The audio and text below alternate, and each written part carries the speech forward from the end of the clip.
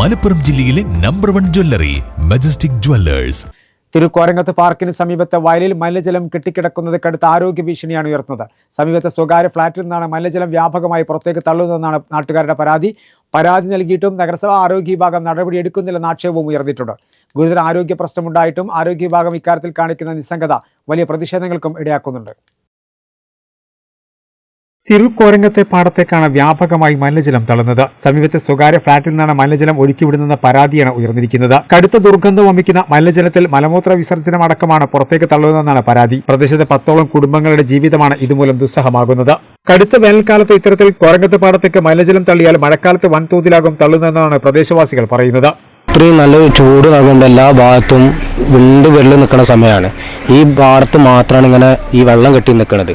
ഇത് ഈ ഫ്ലാറ്റിലെ വെള്ളമാണ് ഈ ഇവർ വിടുന്നത്. ഒരുപാട് തവണ ഈ ഫ്ലാറ്റിന് ഉടമകളോടും ഇത് നടത്തിപ്പുകാരോടും ഞങ്ങൾ ഒരുപാട് കാര്യങ്ങൾ സംസാരിച്ചിട്ടും ഒരു ഉത്തരവാദിത്തം അവർ കാണിച്ചിട്ടില്ല. ഇത് ഈ പ്രദേശത്തെ എല്ലാ വീടുകളെയും അവർ വെല്ലുവിളിക്കുന്ന രീതിയിലാണ് അവർ വീണ്ടും ഇത് ആവർത്തിക്കുന്നത്.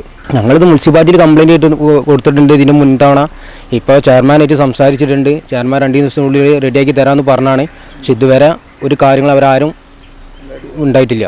മലിനജലം കിഴിഞ്ഞിറങ്ങി പ്രദേശത്തെ കിണറുകൾ മലിനമാക്കുകയും കൊതുകുകളടക്കം പെരുകുന്ന അവസ്ഥയുമാണ്. ഇത് പകർച്ചവ്യാധികൾ പടരാൻ ഇടയാക്കുമെന്നും നാട്ടുകാർ ആശങ്കപ്പെടുന്നുണ്ട്. ഇത്തരത്തിൽ മാലിന്യം തള്ളുന്നവർക്കെതിരെ കർശന നടപടി ആവശ്യപ്പെട്ട് നഗരസഭ ആരോഗ്യ വിഭാഗത്തിനും ഭരണസമിതിക്ക് പരാതി നൽകിയിട്ടും യാതൊരു നടപടിയും ഉണ്ടായില്ലെന്നും നാട്ടുകാർ പരാതിപ്പെടുന്നുണ്ട്.